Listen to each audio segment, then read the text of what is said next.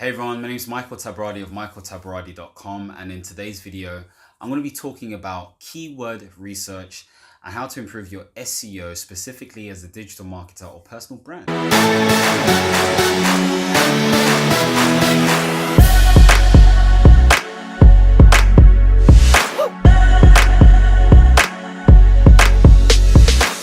In this video, I really want to talk about what you need to do in terms of your keyword research. Now, keyword research is very important because at the end of the day, we need to focus on producing content that is actually being searched for online. Now, I went through this whole process back in 2010/2011, where I created my own Tumblr site because I wanted to, because I felt passionate about writing about my ideas based on really sort of encouraging conversations I had with friends, family members, really motivating material, but really talking about the philosophy of life as well and all of that kind of stuff. Really interested in understanding human psychology and human behavior.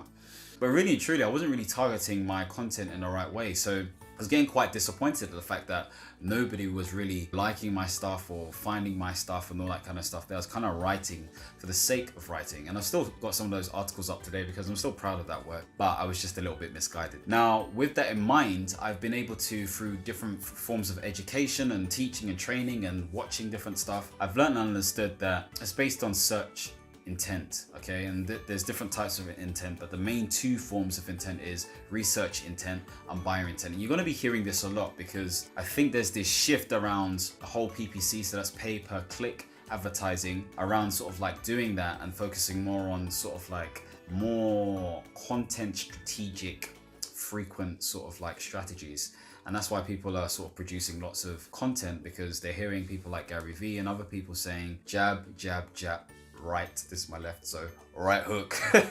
Yeah, so the point being made is, that was so cheesy, sorry about that, but anyway, the point being made is that it's about producing content, quality content, and that quality is dependent upon, one, being able to solve someone's problems, okay, core problems, and two, being able to write content that's been searched for already. That's what is defined as quality, okay? Because not many people talk about what quality is. So you need to go through a process of understanding how to establish that quality and knowing what to write about, okay? Now, there are free and paid ways to do this, okay? But I'm going to talk about the free ways and the best way you can do it. But I'm not going to lie, it's undisputed that if you have a paid way of doing it, then of course you have a better chance of really sort of outranking other people and getting Google to crawl for your actual specific blog post or podcast or whatever it is. Now, you have to understand that with Google, the way it works is that if your website is structured a certain way, it will crawl for certain things, okay? It will crawl and look for certain like structures in your sort of post or your website to verify it as valid or not, okay? Now, since I think it's the early 2000s, 2001, 2004, whatever it is, Google has gone through sort of like a process of really changing its algorithm. Now, there was a point where a lot of people were stuffing in different keywords because, back in the day, what Google used to do is pick up specific keywords and rank sort of like posts and websites based on those keywords if there was enough of those keywords in those posts. So people used to stuff sort of like keywords in there, and that became a black hat sort of tactic, which basically means it's a dodgy way of getting you to rank, for Google, whatever it was. And now they've removed that, and that's affected some people's businesses. Luckily, I wasn't involved then, but I understood it and I learned it for myself, reading it for myself and listening to what other people had to say.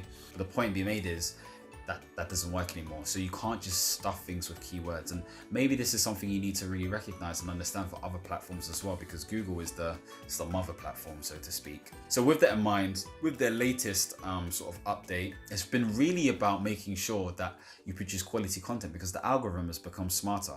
And I'll probably provide a link somewhere to an article that I've written in addition to sort of like what Google says in terms of how you can produce good content that can be searched for. It's very important. So now you've got that sort of context and understanding, you can see that there are certain things that you need to be doing. Now, Google specifically has a way of sort of crawling for stuff. Now, again, nobody really knows, but it needs to provide some sort of value.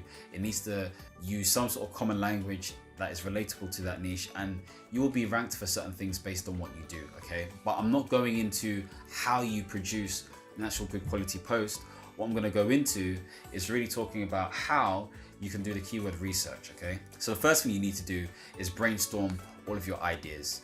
Brainstorm all of your keyword ideas that are related to your specific niche industry. The reason why I say that is because you need to just get it out there. You know, what's in your head, get everything out there. Think about, you know, books that you've read and things that you've said and things that you've watched and all that kind of stuff. And then you'll come to some sort of mind map. You'll come to some sort of brainstorm that is surrounded around these specific niche keywords. So once you've written all of these things out, what you need to do is use those keywords and start searching for them online. So what you would do is, first of all, you would go onto Google and type in keywords everywhere, okay? And this is if you have Chrome or Firefox, and download the extension. Go to the Chrome extension store and download keywords everywhere. That's it. And once you've downloaded that, you'll get sent an email where you actually have to copy the API code or the key code or whatever it's called and paste that back into the sort of bit you were on before, so you can actually be authenticated or be accepted to use the actual sort of like keyword tool everywhere, or keywords everywhere tool. Sorry, I keep on saying it weird. It's funny because I've been using this tool for a very long time actually, and I'm only seeing people talk about it now, so I'm a bit like, oh, I thought this was common knowledge. But anyway, whatever. It doesn't really matter. Point being made is you can download it and check it out for yourself. It's a free software, or free Chrome extension should I say, and what it really does is it shows you three main things, okay? Number one, it shows you how much search volume that specific word gets. Number two, it also shows you the cost per click for that word. And number three, competition as well. It shows you the competition, which is rated between 0 and 1. Now, you're more interested in the search volume, okay? But bear in mind that this information is based on Google AdWords Planner, okay? The Google Keywords Planner tool. And that is focused on pay-per-click advertising. So basically advertising your sort of message using Google's paid platform, okay? So it's different. Like free content marketing doesn't have the same sort of like data and all that kind of stuff as when it comes to the paid platforms, but it can give you an incentive or an idea as to what you need to be doing. So you want to be focusing on the search volume. That's really important. Of course, the competition can give you an idea, so anything below 0.3 is always good, but again, I wouldn't be hung up on the whole sort of competition thing and the cost per click thing. It gives you an idea, but that's not what you want to be focusing on. You want to look at the actual search volume. What you also want to do when you get to Google is also check the actual results that come back as well, okay? So let's say, for example, you get 9 million results that come back and the search volume for that keyword is 1 million. Then you know that's obviously something that gets searched for a lot, okay? Now the results relate to every single time that word is mentioned within that title or description or post or whatever it is, or whatever Google thinks is related to what you've actually typed in to the search box. So it's very important to make sure that you realize these numbers so you know that people are actually looking for this stuff. Once you're typing in sort of like your keyword, you'll start to see auto suggestions that pop up for that specific keyword. And it's really important to note these because it means that Google's telling you that these things are being searched for, okay? Even when you get the Keywords Everywhere tool, it's also going to start showing related items on the right hand side, or yeah, I don't know which side it is for you, on the right hand side. And it's also going to show you the volume, the competition, and the CPC. That's it, the cost per click. Point being made is it will give you the related sort of like information as well, and related keywords that could be used specific to what you're trying to do. It will also, like, this is Google by the way, at the bottom of the Google page you'll see related search items, again giving you an idea, and these are things that you should be recording in your Google Sheets document, okay? So you can start thinking about what it is you should start writing about. And what you should do is also write out the volume, okay? Write down the search volume, but also write down the results as well so you can look at the comparison. What you may also want to do is maybe you want to understand exactly what is being used in specific titles. So when you type in this specific phrase in title and then you do the colon, okay, so that's in title, one word, colon, and then you do the speech marks and then you put in your keyword or phrase, then it will show you those items that actually have the keyword in it, okay? So it's really important to make sure you do that, because if you do that, you can compare to see what the broad range spectrum is and what it looks like when it just has that those keywords or keyword phrases in that title. It gives you a better idea, a better understanding, and you want to record those results as well. And once you've done that, you can start to get an idea of what different things you can focus on based on search volume intent, okay? I hope this has given you enough information in terms of what you need to do to see what results come back. But you may be lost for ideas and suggestions. Maybe the brainstorm wasn't enough. Maybe the related items wasn't enough for the Keywords Everywhere extension and what you can see at the bottom at Google. What you then need to do is maybe find more suggestions. So what you want to do is go to a website called Ubersuggest, or you can go to Keywords, I think it's keywords.io. Okay, if you type that in, and it's very good at making sure that it gives you as many suggestions as possible that have come from Google's auto suggestions box and just literally put out there for you. And you can actually export this list if you want to as a CSV file. Another place you can actually go to is answerthepublic.com.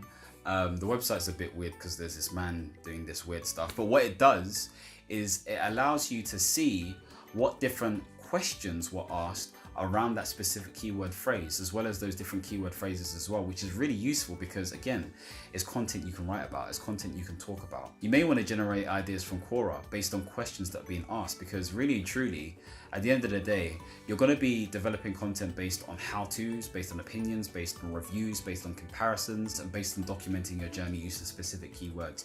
Those are the things you're going to be doing. So hopefully that's enough for you to understand. Like, that's how you do your keyword research. That's how you validate stuff from a very manual point of view. It is laborious, but it gives you an idea of what you need to do. And if you're using YouTube as a platform, then you use YouTube to do your research. Again, you can get ideas from other platforms as well, like Amazon, Udemy, X, Y, and Z, from books, but you want to be using the platform to get those specific ideas. Hopefully that's enough for you to go ahead with and really be comfortable with what you're doing. Anyway, don't forget to subscribe, give this a thumbs up if you enjoyed this, and share it with anyone who you think really needs to hear this, because at the end of the day, it's not just about posting for posting's sake because you're passionate about it or whatever. It's about making sure that you post stuff you're passionate about, but you know it's being searched for, and using the right sort of words and language and value, there goes that value word again, to really make sure that your stuff is being searched for. Anyway, take care, God bless, and don't forget to understand, reach, and expand. Peace.